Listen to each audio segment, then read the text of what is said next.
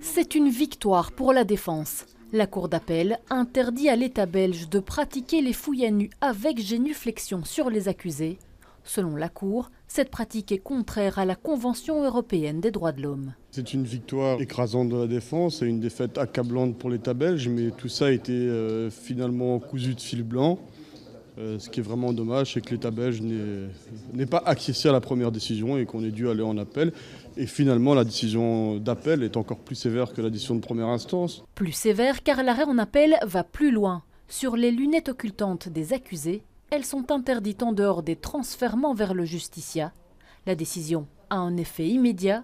L'État belge doit donc l'appliquer dès aujourd'hui. J'espère vraiment que cette décision sera respectée et qu'on n'essaiera pas justement de trouver des failles pour s'y engouffrer, parce que je pense ici qu'on est vraiment face à une question fondamentale de respect des droits humains, des droits les plus fondamentaux, et que surtout dans un procès comme celui-ci, c'est important vraiment de respecter ces droits. Du côté des victimes et des parties civiles, on espère que les accusés resteront dans le box et surtout parleront lors des interrogatoires, car ils n'ont plus d'arguments pour ne pas assister au procès. Je craignais un peu que l'appel donne raison à l'État, parce que je craignais en fait la réaction des accusés. Mais je suis rassuré en tous les cas de la perspective que les accusés seront toujours présents. Maintenant qu'on a une clarification qui est intervenue, eh bien, les gens pourront prendre leurs responsabilités du côté des accusés. Ils pourront venir livrer leurs paroles s'ils ont envie de venir les livrer. S'ils ne le font pas, ce ne sera pas derrière des faux semblants, ce sera parce qu'il y a un refus de parler tout simplement.